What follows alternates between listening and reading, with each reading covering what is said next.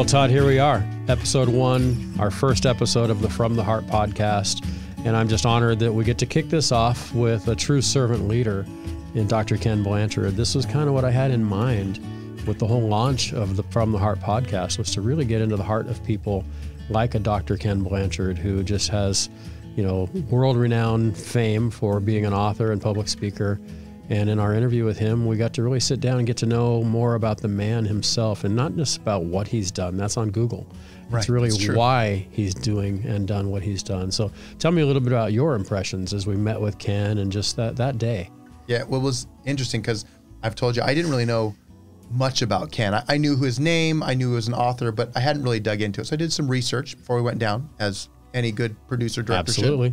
should. So I listened to his book, the new 1 Minute Manager, and the thing that struck me, besides the fact that it was really good, solid leadership advice, is it was a story. The way that they presented it was creative, and I wanted to hear the person who came up with that idea. Yeah. And when we went down there and met with him and met with his staff and got to have lunch with him, it was an experience that lived up to what I expected after reading the book. Yeah, great leaders tell great stories, and I think that that's one thing that Ken does well. And what really strikes me about him too is so much about leadership and servant leadership, which is a term that he didn't coin, but he certainly made pretty famous, is the whole idea of collaboration, working together with your people rather than dictating to them what they should do. And that day I observed, and I think you did as well, we chatted about this a bit, he had several of his people there in the studio with us that day. Yeah. And we had opportunities off camera to talk with some of them, and they all said, no, this man, he practices exactly what he's preaching. This isn't just a book. It's not just a philosophy. It's a way of life. Any observations or thoughts about what you saw as far as servant leadership or collaboration that day? I mean, I just echo what you said. Yeah. You saw it from him. You saw it from his people, and you saw even the way he addressed the waitress at the lunch that we were at. Like, he is the person that he inspires everyone to be. Right. And I think that is I'm excited for the interview for people to get out of this. Me too. What we got to hear. Yeah, we had a chance to really dive into the early years of Ken Blanchard, what makes him tick. Talked a little bit about his wife, Margie, and their relationship. And obviously the way he talked about her is so beautiful. That was one of my favorite points of the whole interview. And I'm excited for our audience now to just kind of sit back, relax. And today we're bringing you our interview with Dr. Ken Blanchard. We hope you'll enjoy. This is From the Hart with Ed Hart, and I'm Ken Blanchard, and it's great to be here. So Ken, thank you very much again this morning for joining us today. Why don't you tell us a little bit, about yourself, your background, where you grew up, just whatever you'd like to share with us right now. Well, I think life is kind of a special occasion, and I had a great special occasion all my life. But I grew up in New Rochelle, New York, right outside of New York City, and I had a interesting upbringing. I went to a 95% Jewish elementary school, and on Jewish holidays they put us all in one room, and I went to more bar mitzvahs than I did, baptisms as a kid. And I retired the Goy of the Month award. And, nice. And then we merged into junior high with a 95% African-American elementary school that went to the Supreme Court in '61 to test a neighborhood school, and that started busing around the country. And since I was a basketball player and I was bright, I won all the elections as a compromise candidate. I had a fabulous big tackle, was a great buddy of mine, Meatball, about 6'4". He was my campaign manager. Who are you voting for, baby? And then Bill Rookheiser, who became the editor of Fortune magazine, he helped me with my speeches and all. So it was a neat thing. And then my dad and mom were pretty special people. My dad grew up at West Point, and when he got out of high school, he wanted to go to West Point. His dad said, I think you should go away to school. And he said, well, if I can't go to West Point, Dad, I said, I'll go to the Naval Academy. And he did, and graduated in 24. And they didn't need naval officers in 24 because we had ended World War II and won. And World War I and II wasn't here, sure. They thought it was the war to end all wars. So at the end of his senior cruise, they let him out. And so January 25, he went to Harvard Business School, majored in finance, and went down onto Wall Street and built his career. He was about to become a vice president of National City Bank, and he came home in 1940. I was 1 year old, and said to my mom, well, I quit today. She said, you did what? He said, yeah, I quit. She said, to do what? He said, I rejoined the Navy. She said, you got to be kidding me. He said, well, didn't I tell you when we got married that if the country got in trouble, I thought I owed it something, and Hitler's crazy, and the Japanese will be in this soon. And that's that great American thing. So he goes from a potential vice president to a second Louis. They put him in Brooklyn Navy Yard. And Pearl Harbor comes and looks like he's going to stay there because here he's 40 years old with no experience, and that wasn't his style. So one of his classmates, who he knew well, had stayed in and was in Washington, and he called him and he said, "What do you got for an old fart with no experience? I got to get in the action." And so he said, "Let me check, Ted." And he called back a couple of days later. He said, "Ted, all I have for you is a suicide group going into the Marshall Islands." And so he said, "You got your man." Of course, he didn't tell my mom, but they gave him 12 LCIs, these landing craft infantry. They brought the Marines and the Frogmen, which are the SEALs today, into the beach at Saipan, Kwajalein, Anahuac. About 70% of his men were killed or wounded. But somehow he survived, and he came home, and he went back to National City for a couple of days and came home and said, "Well, I quit again," a bunch of draft dodgers. So he stayed in the Navy and actually retired as an admiral. But he was an amazing guy. When I won the president of the 7th grade, I came home, and I was all pumped up, and I told him, and he said, "Well, Ken, now that you're president of the 7th grade, your leadership training starts." He said, "Now that you're president, don't ever use your position." He said, "Great leaders are great because people respect and trust them, not because they have power." He said, "It's a myth in the military. It's my way or the highway." He said, "Sure, in battle, somebody's got to call the shots, but if you think like you're a big deal and you're better than your men, they'll shoot you before the enemy." Interesting. And so he really kind of helped me a lot in my leadership. And then my mom, she had a wonderful philosophy of life. She said, "Don't you act like you're better than anybody else, but don't you let anybody else act like they're better than you. God didn't make any junk." Wow. He said, "There's a pearl of goodness," she said, "in every human being. Dig for it." And that's been my philosophy. And there's just goodness in everyone. And so I always kind of look for that. And so that was attractive to Margie when we met at Cornell, because I was in a fraternity, and the typical fraternity style is you stayed in the fraternity and you sent barbs at all the other houses. And so she'd mentioned to a friend or something about Phi Gamma Delta, which I was a member of, and they'd say, Phi Gamma. He said, "Except for Ken Blanchard," because I knew people all over campus in different fraternities, and so it was really, really kind of fun. So life has been a special occasion ever since I was a wee one. So tell us about that first introduction with Margie. So obviously she'd heard all these great things about you. Yeah. What did you heard? And love at first sight, one of those stories? Well, or? She went out with all my friends, and she was going out with a good friend, and we had both graduated, and she was 1 year behind, but it was senior week, and we were at parties, and so I was at a party at his house, and he and Margie were washing his car, and we're standing around, and he said, "Ken, where are you going to be this summer?" I said, "I'm going to be up at Cornell in Ithaca playing golf and taking a course to lighten my load for my master's degree." And Margie said, "Well, I'll be there too." She was a speech therapist, and his father had died, and he was back running a dairy farm in New Jersey. And he said, "I doubt if I'll get up, Ken. Could you take Margie out for a drink sometime and give me, I guess do me a so, favor?" huh? And so I said, "Well, maybe, Yeah. And so when I got back after a while and got back onto campus, a friend of mine who I was rooming with said, "I'm going out to eat tonight with Annie Van Order," and she was a sorority sister of Margie's, and he was going to be the best man at her wedding to his best friend, and so they were just friends. And I said, "Well, let me call Margie McKee. She's almost married too." So I called Margie, and I went out, and she was working out at this camp with paraplegics and all these kids with major problems. And I said, "Why would you be out here working with them?" And in an 8-mile ride into town, she told me why she was there, and I went, so I took her back and went back to our living quarters, and my roommate, who I went out with, said, "I've never seen a guy fall that quick." I said, "What do you mean?" He said, "You were drooling in your juice there." And That's so excellent. I had to talk her into it, but she's a pretty special gal. Absolutely. So we got married about 2 weeks after she graduated in the following June. And you stayed back on the East Coast for quite some time before you came out here eventually? Yeah, we did.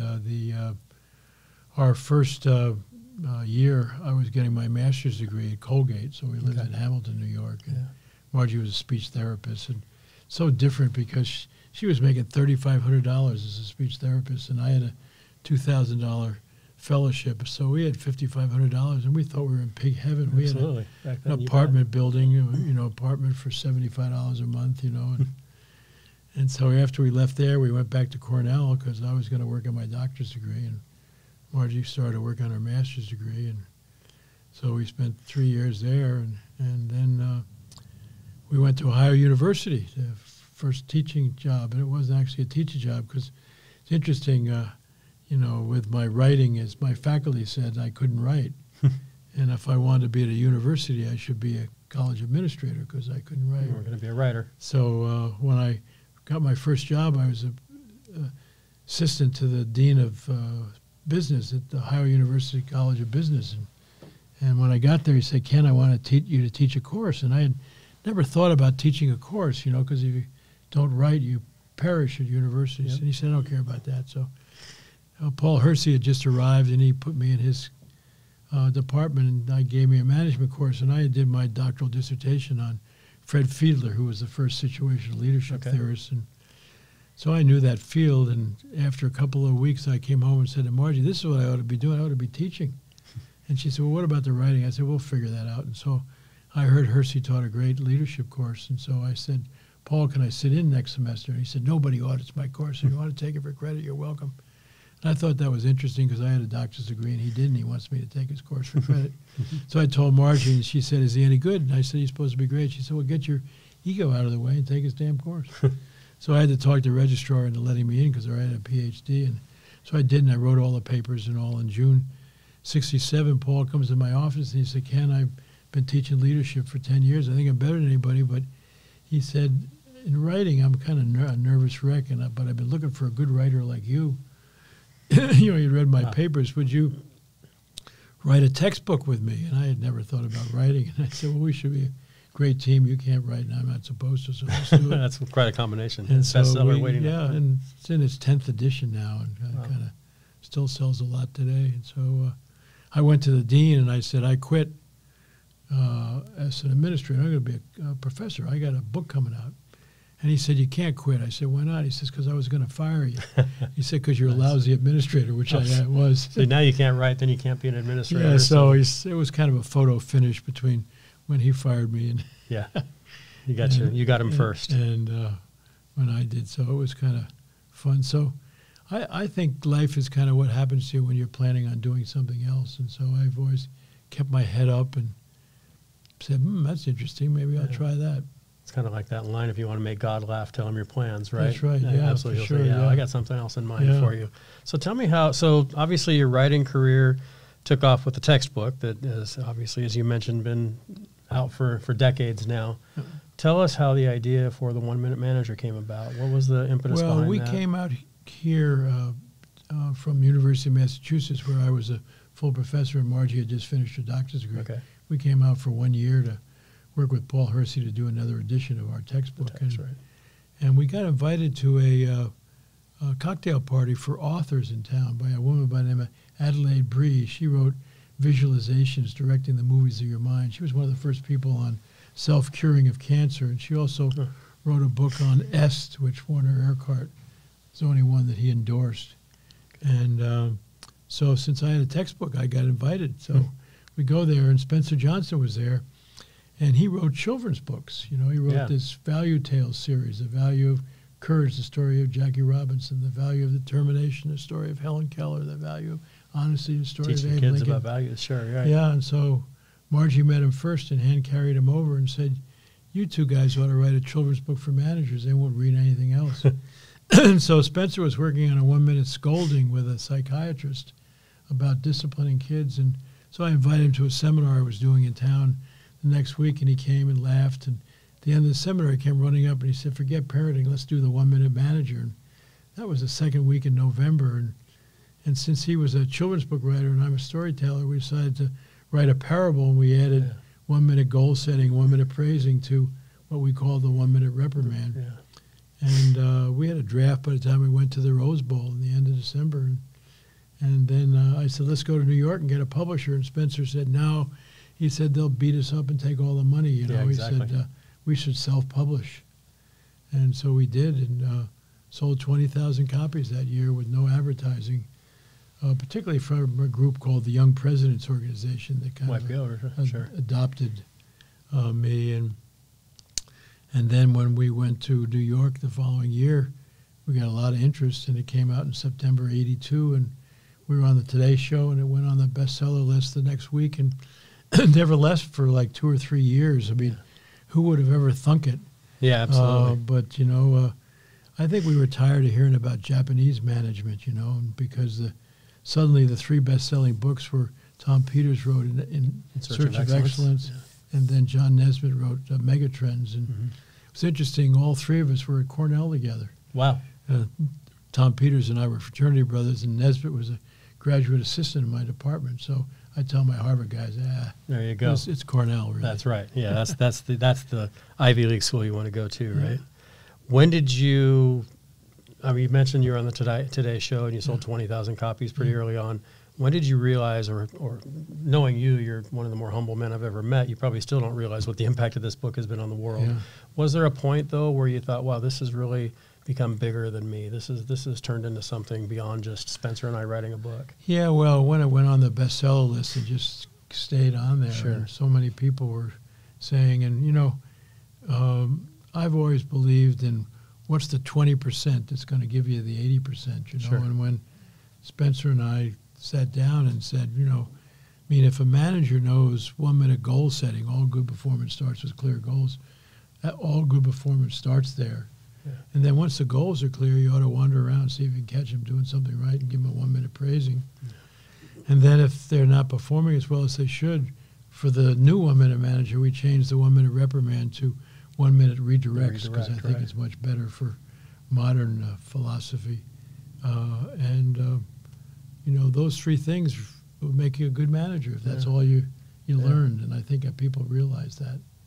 And so I'm amazed even, that's 1982. And right, 37 years later, here we are. And this came out a few years ago. The new 1-minute manager is still selling like crazy. What's the significant difference in the new 1-minute manager versus the original?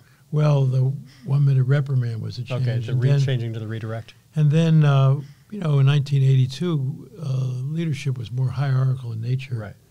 And so the 1-minute manager was the one that determined the goals and decided to give praises and reprimands and all that. And we decided that today, number one, in those days, everybody that worked for you was right around you. Nobody was managing people online and all. And so the remote work area. Yeah, we've now just opened that whole thing up, and it's much more of, I think, Ed, the big change in management in the last 30 years or so is it used to be top down. Right. I think the young people and people today, they want what we call side-by-side leadership, which is they don't want your job, but they want to work together, collaborate. They want to be a partner. Yeah. And I think that's really, and so this is more side-by-side leadership now. What type of challenges have you faced in your organization in that transition going from maybe top-down when you first started to today, as you're talking about more collaborative and side-by-side? Have you had to face any challenges yourself in that transition? Well, I think it's getting people to really believe that you want them to be major players in decision-making and all, when they're used to kind of looking up the hierarchy for things. And so that was a journey. And so I was smart enough that Margie should be president, because she was really much better at that kind of thing. My title is I'm the chief spiritual officer. I'm the head cheerleader, Excellent. I used to be chairman of the board, but I didn't like that title, and I had lunch with Max Dupree, the legendary chairman of Herman Miller, a number of years ago, and I said, Max, what's your job as the chairman of this great company? And he said, Ken, I have to be like a third-grade teacher. I have to say the vision and values and goals over and over and over again until people get it right.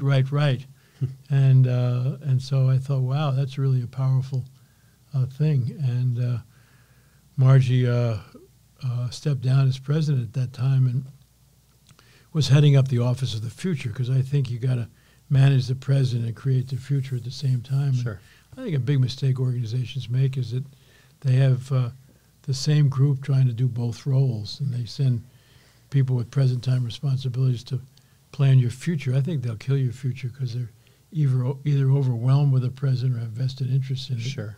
So I think it should be 2 separate tasks. That would be a president of the present and a president of the future. So Margie ran the future. And they did a study of what creates motivation, a motivating environment.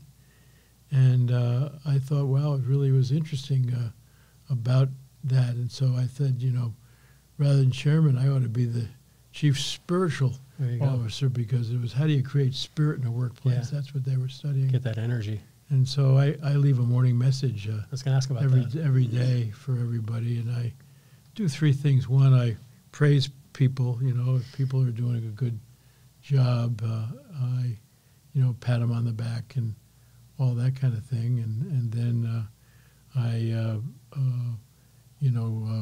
try to talk about where we're going as a company, and that, and then I like to give an inspirational message, something that I've heard recently, or at all. I had a letter from a guy from New Zealand. I had sent some books a while back, and he wrote me and said, Ken, the business I think you're in is teaching people the power of love rather than the love of power, and I kind of like that. Yeah. And so, but it's really fun. We're starting a big customer service initiative. That how can we really be the best at that? So this morning I was talking about, how do you become an eagle versus a duck? Versus the duck. Yeah. Eagles soar above the crowd. And, you say, you got a job for me, or can you do this? Like in Nordstrom's, no problem. Where ducks go quack, quack is our policy. Quack, quack, I just work here, quack. Cool policy and procedure over people. Yeah, that's right.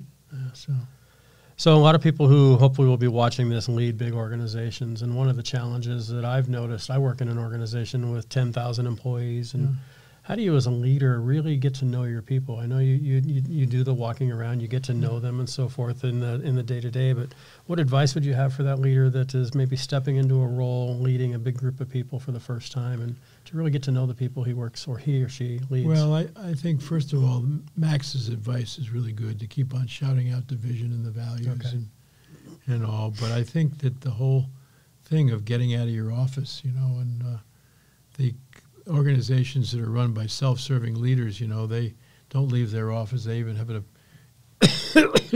bathroom in their office. I've had some top managers, I've made them board up the bathroom so they get outside of the office and see somebody. Yeah, wander around and see people and cheer them on, and because that's a really important thing, that people see that you're visible and that you care about them, and when you stop and say hello, you're interested in what they're doing. Sure, you're really listening. Yeah.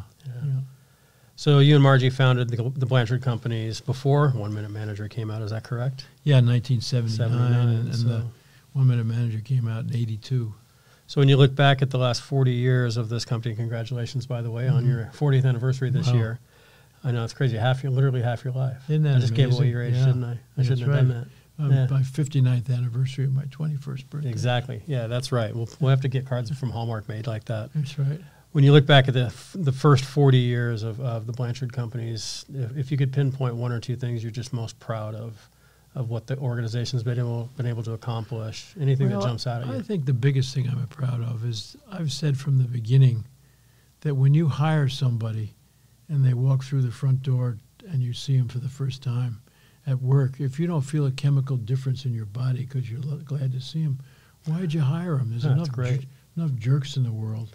We don't need them working for us. And we also give a $400 bonus to any of our people if a position opens up and they recommend a friend or a relative and they get the job, because we just soon have people's friends and relatives if they're good ones. And so people tell new people, now, be sure you don't say something mean about somebody because you might be talking to a relative, And, we have a couple here who has a couple of their kids working here, and the company's run by Margie and I, and then our son Scott heads up and works closely with the product development and speaking, and our daughter Debbie heads up marketing, and Margie's brother Tom, who was born when she was a freshman at Cornell, he's our CEO, and wow. So and then Scott's wife Madeline heads up our coaching business, and so we formed a family council. And I said, if I was giving advice to a family business, what would keep you together? The biggest problem with family businesses is they don't talk enough. Absolutely. And then people start making assumptions about things and all. And so Scott was the one that pushed us when they all started to work with us 25 years ago. He had been working with a company where they hired an outside consultant to work with their family. And so we hired John Eldridge, who had been a professor at University of Pennsylvania in entrepreneurship, and so we meet as a family for one day every quarter, and we've done it for 25 years with an outside consultant, and nobody's ever missed a meeting. And that's great. so there's no issues that don't get dealt with. Sure. You know? What types of challenges? I mean, I do a little bit of work with family-owned companies, as you know, and I know that you shared at our Family Business Hall of Fame event last year. What types of issues do you discuss? I mean, is it literally anything across the map of family, emotion, business, operational? Just nothing is really off the table? No, it isn't. And what's really neat is if one of the kids or Margie's brother has this problem, they can initially talk to the consultant about what it is, and we're pretty open with each other, and there's nothing that's taboo to talk about, and so people really ask, like Scott's wife Madeline, who heads up our coaching business. She says you work with him, but you also vacation with him and all kinds of. Why did you do just that? really like each other. She said, "Well, that's because I love them." You know? Absolutely. And so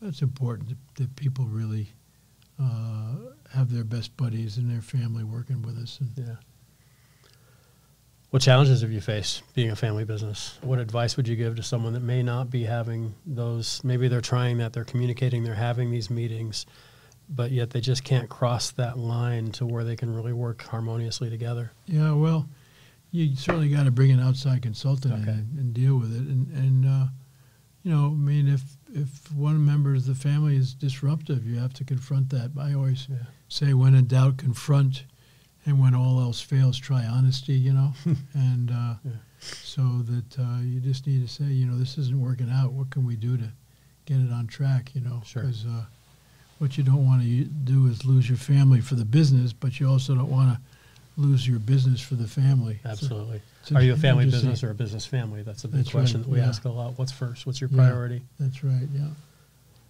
Lead Like Jesus. Yeah. You and Margie formed this foundation. I know the idea behind it is to really create servant leaders, but go a little deeper for us, if you would. What was the idea? What was the coffee table conversation where you first decided to do this? It started with an old fraternity brother of mine, Phil Hodges, who lives in Los Angeles. And when the One Minute Manager came out, I wasn't much of a believer. I had been named after a Presbyterian minister, and I had gone to Sunday school. And in junior high, though, I switched to the Methodist Church because they had a better basketball team. Yeah, there you go.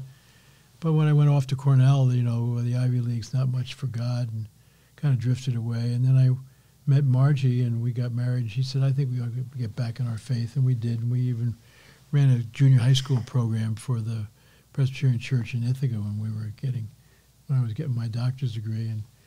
But we went to Ohio University for our first big job, and the minister we really liked in town was leading the student sit-ins against the Vietnam War. Okay. And his congregation fired him in the most vicious thing we had ever seen.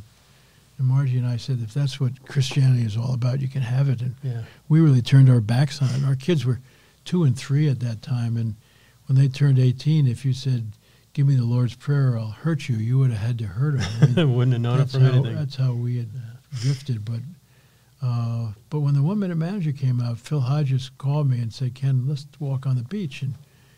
And we were walking down the beach in La Jolla, and he said, why do you think this book was so successful? You think you're really brighter than other people? And I said, no, Hodge. I said, somehow God must be involved. And I don't know why I said God, but my mom was praying for me. And he said, oh, thank God, And then the minute I opened myself to God, then all of a sudden God started sending me people. So I get a call when I write a book with Norman Vincent Peale. And I said, is he still alive, I mean, my parents had gone to his church before I was born. He was 86 years old at the time, and Ruth, I think, was 79, his wife, and they were just amazing. And when we first met them, they said, the Lord's always had you on his team. You just haven't suited up yet. So like suiting up became the cry, but they were just so full of love. And he and I ended up writing The Power of Ethical Management, Integrity Pays. And then all of a sudden I'm flying to Mexico City from Dallas for a YPO thing, and God puts Bob Buford across the aisle from me, and he started a thing called halftime, where he realized that people in their 40s and 50s are trying to move from success to significance and all.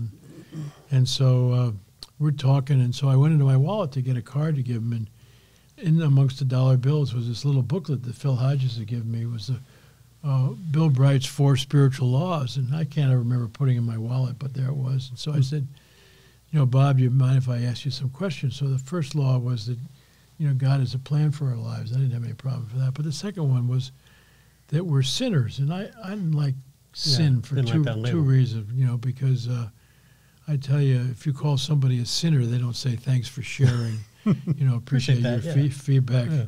And the other thing I could never understand is the concept of original sin. I mean, how can a baby in a crib be bad? And Buford, he's quite a guy, and he said, Ken, he said, let me ask you a question. He said, do you think you're as good as God? He said, obviously not. I said, if that's God, that's perfection. He said, okay. He said, why don't we give God 100? And we'll give axe murderers 5. And he said, Mother Teresa was alive. She's a pretty good gal. Why don't we give her a 95? And he said, Blanchard, you're not bad. You're trying to help people. I'll give you a 75 or an 80. He said, the Lord sent Jesus down to make up the difference between you and 100. And I thought, wow, what a way to talk about grace. It really was, I love that. Was powerful. And then he turned me over to Bill Hybels, who built the Willow Creek Community Church down at Mexico City. And Bill said, Ken, you got to know the difference between religion and following Jesus. I said, what's the difference? Is how it's spelled. He said, religion is spelled do. There's a whole bunch of to-do lists about your and he said, most people with to-do lists give up because they never know when enough is enough. It's overwhelming. Yeah, and the guy that wrote A Road Less Traveled By, I forget his name, but Robert Frost. He was a Catholic for the first 19 years, never ate meat on Friday. And one week the Pope announced that eating meat on Friday was no longer a big sin. And he said, how do you change the rules? What about the people in hell on a meat wrap, And exactly. And so would have been nice to get that news yesterday. And so Hybels said, well, the neat thing about following Jesus, it's spelled done. There's no other rules, and you can't do anything, and that's really.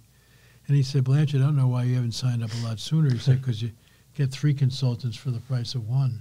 There you go. You get the Father who started it, the Son who lived it, and the Holy Spirit is your day-to-day operational manager, which I thought was a great way of talking about that. Most people don't know what to say about the Holy Spirit, but it's a day-to-day operational manager. And so that was a really powerful thing. And he said, you can, suit up anytime you want down in here. I said, what do I have to do? He said, all you have to do is bow your head and say, Lord, I can't make it to 100 by myself. I accept Jesus as my Savior and all. And so I kept on thinking about it and all. And I just said, well, let me keep on thinking about it. So we were having trouble with a guy that we had brought in to be president of our company. And I was meeting Margie for dinner, and I was coming up from downtown, and I was thinking so hard I was getting a headache. And all of a sudden I realized, hey, I got these 3 consultants. What am I trying to figure this out by myself? And I said, Lord, I'm driving, so I can't bow my head completely, but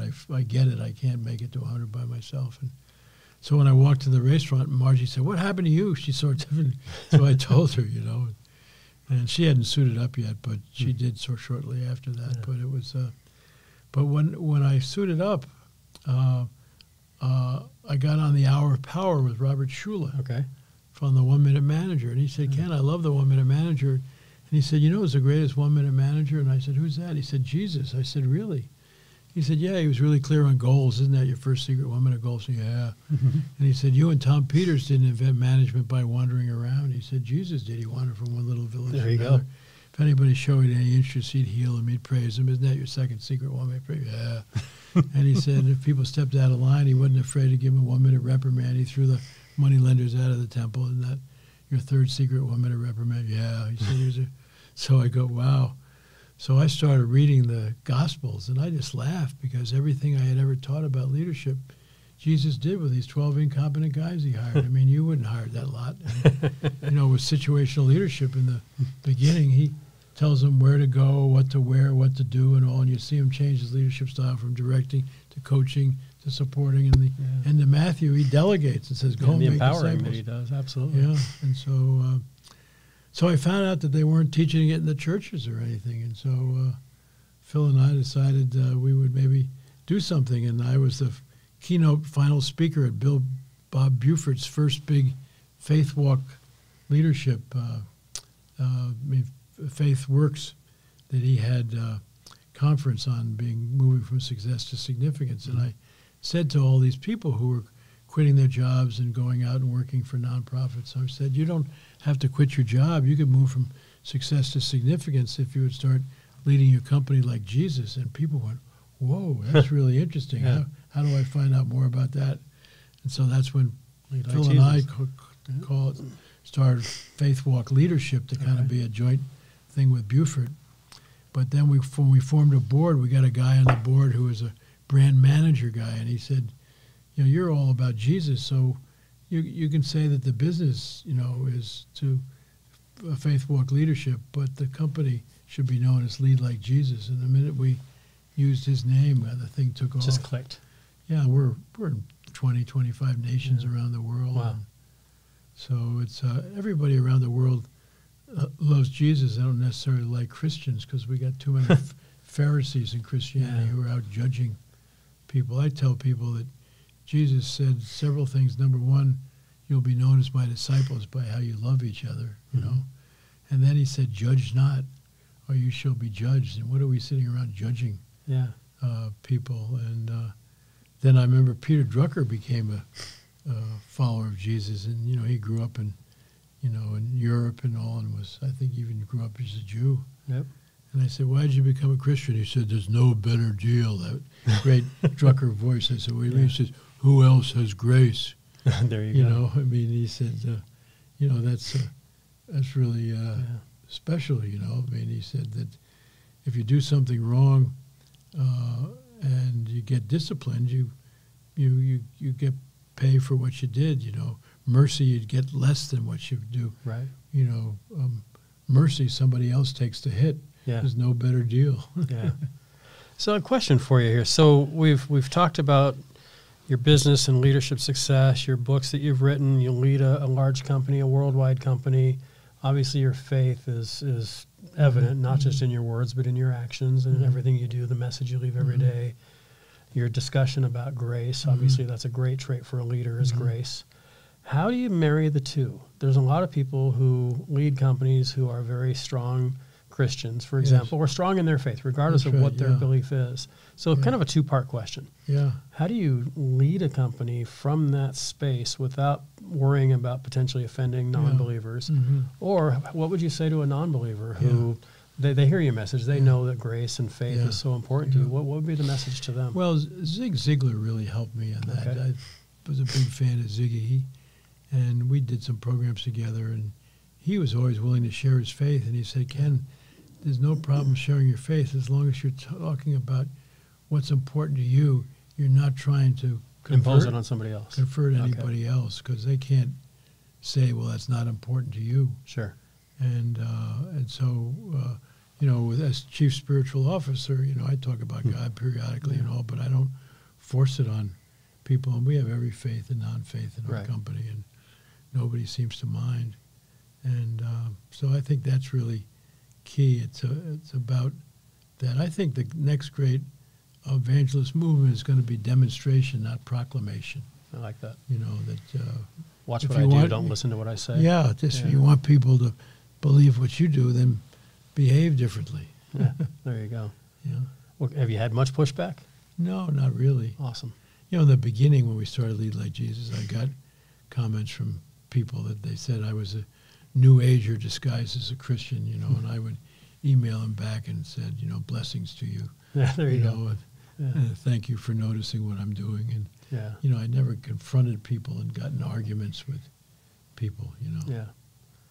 So what's next for the Blanchard Company's 40th anniversary this year? What do you see on the horizon? Well, we'd love to still impact more people. I mean, our mission is that someday everyone, everywhere, will be impacted by somebody who, is situational in their leadership, and that really knows how to use different strokes for different folks, and so we want to constantly expand. And we just had a big client conference. We call it our summit, and we had 51 people from around the world. And one of the guys because after the 2-day conference, we had an international conference, said that this is what I believe peace is about, because we had people there from countries who were at war with each other, but they were coming to learn about leadership and that kind of thing. Wow. And I think that's what you really want to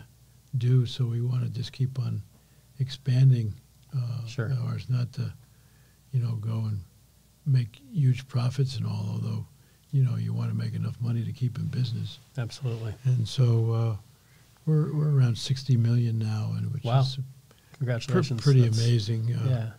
And,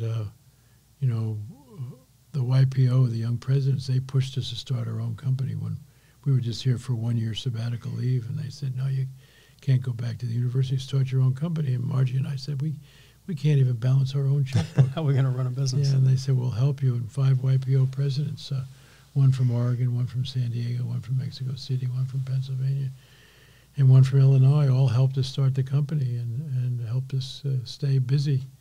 And so it was really kind of wonderful to see that kind of growth and all. But what's the target company? I mean, not the name, obviously, but is there typically a target range that you're looking at? No, publicly held or privately, or no? But a lot of our customers are larger companies, but we also now have a Blanchard Foundation and Institute that Margie's now heading up, and what we're trying to do is teach young people about self-leadership, so they don't act like victims. And we have a program for, junior high, high school, college kids and all, and we're trying to now start to get our customers to say, do you care about, your people's kids? And everybody does. Well, sure. How about doing this? Because we're a nonprofit, so we're not trying to make any money on that. Right. And it's just amazing the impact on young people when they find out that they're responsible for the condition they're in, and they shouldn't be complaining, And so, what excites you about the future of the younger generation, those folks that you're serving through this foundation? And well, I think they want to make a difference. They don't just want to come to work to make a living, and I think that's important to recognize. That's why the side-by-side leadership, I think, is really key. Excellent.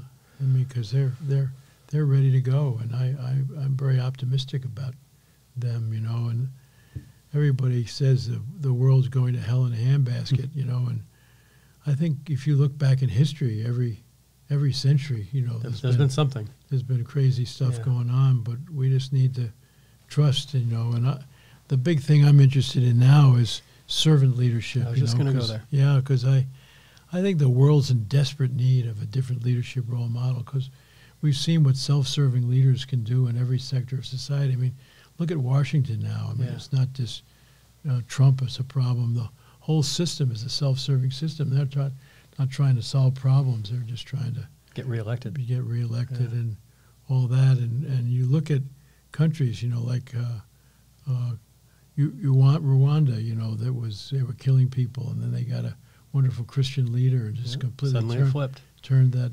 around. And so people ask me, well, who engages in servant leadership in our company? Well, I said only the leaders of their industry, like Wegmans and grocery and Disney and entertainment and Southwest Airlines and the airline just some of these business. small companies that are figuring it out, and Nordstrom's and retail and Synovus and financial services. And, that, to me, John Maxwell in our new book, Servant Leadership in Action, in the foreword said he doesn't know any way to get great results and great human satisfaction besides servant leadership. And, when I talk about servant leadership to people, they often think I'm talking about the inmates running the prison or trying to please everybody, but they don't realize that there's 2 roles in servant leadership. There's the leadership role, which is about vision and direction and goals, and that responsibility is with a hierarchy. It doesn't mean you don't involve people, but if your people don't know what the vision is and the direction and the goals are, shame on you. It's your responsibility. That's the leadership. But once that's clear, then you turn the pyramid upside down, and we move to the servant part of servant leadership, where now all the managers work for their people, right, to try to help them how can win, we help you succeed, and accomplish the goals, and all that kind of thing. And so it's that book, I ended up getting 45 people to contribute, and they're all leaders in the field, like Simon Sinek and Brene Brown and Marshall Goldsmith and you got Phil Patrick on there, sure, Lencioni, and and some faith-based people. Greg Grischel has got one of the biggest churches in America down in Oklahoma City, and I was amazed when the book first came out. It was on the bestseller list for both spiritual books and also for trade. Yeah, that's excellent. Books, and because Jesus was an incredible model of servant leadership. Right. When he ended up washing the feet of the disciples, Talk about servant. Yeah, he said, and a lot of people say if you're a servant leader, you're going to lose your position. What did he say after he finished washing their feet? You call me, Lord, you call me this, and rightly so, but just as I have done for you, do for others. And so it's not soft management. It's just one that realizes that vision and direction and goals need to be clear, and then once you do that, you work for your people. And one of the big problems in organizations, Ed, is that they have this performance management system where you have performance planning, where you set goals and objectives, and day-to-day coaching, where you're supposed to help them win, and then you have a performance evaluation. And when you ask people, where do you spend your most time? Those three, the biggest answer is performance evaluation, because they're sitting around filling out forms and trying to fix behavior. Yeah, and they also feel that they have to have a normal distribution curve. You have to screw a certain percentage of your people, which I thought is the most absurd thing. I ask people all the time, how many of you go out and hire losers? We lost some of our worst people last year. We need to hire some new losers to fill the low slots. No, you either hire great people you steal from other companies, and then you hire people with potential winners. And so how do we actually help them win? Well, you do it through servant leadership. And Gary Ridge, we have a master's degree program at the University of San Diego, and I looked at all the MBA programs, and they don't teach much about leadership. They stuff it in an organizational behavior class. And we think leadership is a transformational journey, starting with self, where you got to learn about who you are.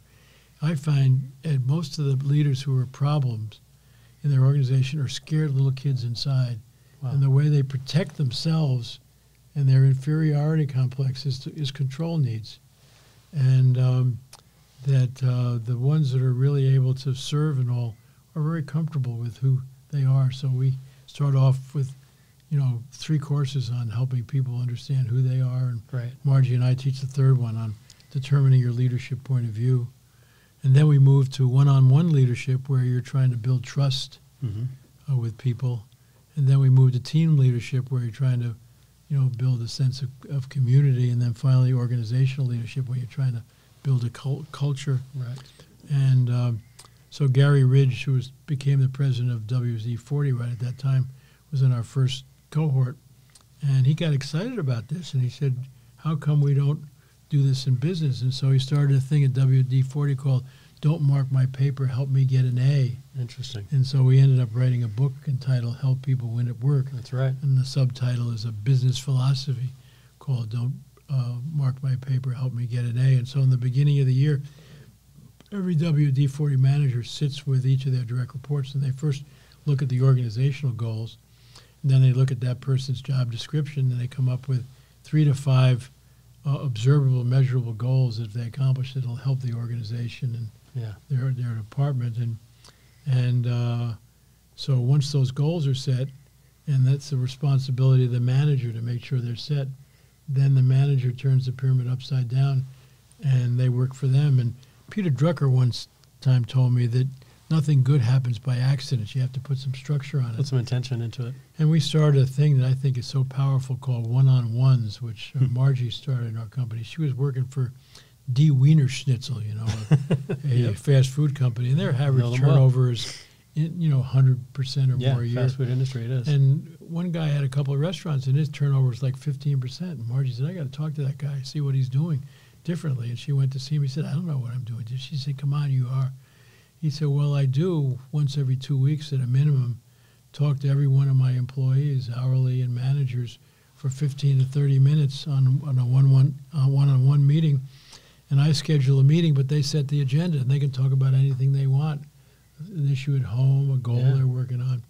So if you have 26 meetings a year with each of your people for 15 to 30 minutes, you know them, they know you, and all. Absolutely. And so Gary implemented that at WD-40. Builds a loyalty that they want to stay. He built that at WD-40. And then he also said a great thing. Once a quarter, every manager meets with each of their direct reports, and the first thing they look at is, the organizational goals and how they're doing. But then they talk about, any issues they have or any things they want. And then they have a report card that everybody fills out. Mm-hmm. And the report card says first quarter, second quarter, third quarter, fourth quarter. And I always think it's stupid for managers to billing forms out on your people. Why don't you let them fill the form out and you agree or disagree? Yeah. So they come into the quarterly meeting, and they, in the first quarter, if that's what it is, next to each goal that they write down, they give themselves an A, a B, or a C. We have no D's or F's. Yeah. And it's the job of the manager to agree or disagree that coach they get them an A, B. But since the goals are observable and measurable, and anybody in another department can look at somebody's... It's not a surprise at the end of the year. No. Say, oh, wait, I forgot about that goal that we set 11 months ago. Yeah, and so they can even change their goals all the way to the beginning of the fourth quarter. So the managers there know that their managers are really on their side. And so WD-40 has just grown tremendously from about, 300, 30 million to, up in the billions. Publicly held, and successful company. Yeah, and their engagement score the last time they did it was 92%. You just don't. These are people that are happy coming to work every day. Yeah, you just don't. That's get unheard that. of. Well, because their people are there for using servant leadership. Yeah. So, a couple last questions for you. If you were starting a new company from scratch today, and there had to be one ultimate priority, I think I know where you're going to go, but I'm going to give you a chance to answer it anyway. What would be the biggest priority if you were starting from scratch? It's 40 years ago. You're launching the Blanchard companies today. Well, you got to start with vision and direction. Okay. I think the biggest thing that's lacking in companies is that you ask people what business they're in, and you get a different answer from everybody. And if you say, Absolutely. What are your values? They might say, well, they're on the wall somewhere. Some manager wrote it and framed it and laminated so it. that's just, you just really people need to know what business you're in, what your picture of the future is, where you're heading if you do a good job, what are your values that are going to drive your behavior, and then what should be the goals. And then once those are set, and that's the leadership part of servant leadership, then you can really implement. But that would be my biggest advice. So what's the next book? Give us a behind the scenes here that maybe we don't know about. What are you writing? I'm working on a couple. One was a fun book called Duh, which is why isn't common sense common practice? Because to me, if you want great relationships in organizations, you ought to wander around and catch people doing things right. And yet when I go around the world and ask people how they know whether they're doing a good job, the number one response I get is nobody's yelled at me lately. That's right. No news is good news. So still have a job.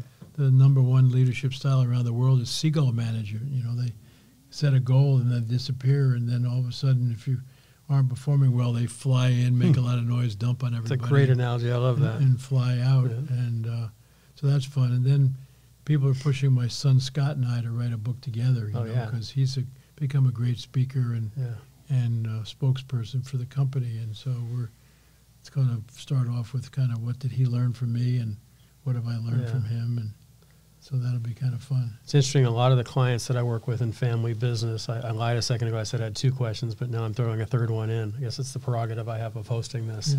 Yeah. A lot of my clients, one of the big issues they have is that succession plan. That's right. In your case, father passing to son. Right, yeah. Talk a little bit, if you will, before I do wrap up. What's the joy? What advice you give to that 75-year-old dad or mom who just hasn't let go yet, hasn't turned the reins over to their child? Yeah. Well, what's worked for you, and what might you tell them? Well, I think the important thing about leadership is not what happens when you're there, it's what happens when you're not there.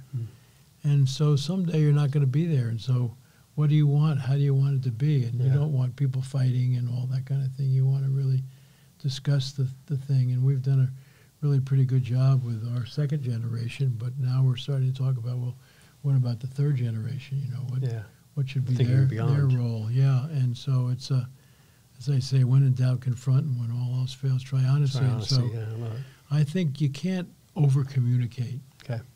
And I think you just need to keep on talking about it and anticipating what the issues are, and then let's see if we can work through. We've also brought in some financial advisors who are talking about, you know, what are we going to do with the legacy of Margie's and I inheritance money-wise, and how can we spend that? And one of the things we've decided that we don't want to leave them all a bunch of money, but while we're still here, we're taking the family on big trips. So like we're heading at the end of the month, hopefully down to New Orleans to the World War II Museum. We went to Normandy with them, and it's really amazing. My dad, as you know, was an admiral in the Navy, and I wish every American would go to this. It's an unbelievable museum. It's about 4 or 5 acres, and they would realize that freedom is not free. Right. And so we're taking the family. Plus, New Orleans is a great town. So you're building memories. You're leaving them with memories. That's what Margie says. She says we're in the memory business. Love it. And so that's really fun. So it's but we also spend the summer in upstate New York. Margie's mom and dad bought 300 feet of lake frontage on Skinny Atlas Lake, which is one of the 5 Finger Lakes. Yeah. And for $300 in 1947. This was Margie's. Your money's worth there. Margie's 70th year at the lake. Wow. And so it's and we go up there every year. And now Scott has his own place, and now Debbie's building her own place. Excellent. And we have a farm on the top of the hill where we store stuff and are doing stuff, and so everybody spends a good share of the summer back there. So. Well, what you're doing is working. You've got a family that wants to stay together, which I hope you know how rare that is. That's right, yeah. You've got employees who, every time I'm here, I see people smiling from ear to ear. Yeah. They talk about what the company's about because they've internalized it. So obviously what you've tried to implement 40 years ago, I would say from an outsider looking in, is certainly working. Well, it's really, and Margie's been really, really important about that. She, everybody says she's kind of the glue for the family. She just has that... we call that the CEO, the Chief Emotional Officer. Yeah, that you've got the spiritual, but she's got the emotional bring it together. About her, yeah. Yeah, she's great. That is it. So it's this is the beginning of our 58th year of our marriage. Congratulations. So it's getting more fun all the time. That's outstanding. Yeah. So what's in your heart now? When you think about, or actually not even think, you go to your heart, where do you go? What's just... Well, I think inspiring. I think effective leadership is an inside-out job, and I think it starts in the heart. Yeah. And so, what's in my heart is, I just went through a health issue and all, and so I asked the Lord, "Do you want me to hang around more?" and all. And so the question is now, in my 81st year, what can I do to make a difference? And how I think when you finally realize that we're here to serve, not to be served, your life takes on a whole different. Focus and realizing that my mother used to say, if you do something good for somebody else, don't expect something good to come back, but watch out, you'll be amazed at all the good that comes back, because if you serve others, they want to serve you and serve people around you. Excellent. Well, I can't thank you enough for the time together with you today. Good. It's always good to be with you. Life-changing, and it's so nice to get this time together, and really appreciate you and the work that you're doing and the impact that you're making on just millions of people. Well, thank you, Ed. Special, and take care. You're doing good things for entrepreneurs and small business folks, and so it's great. Learning from the best right here. God bless. Thank you.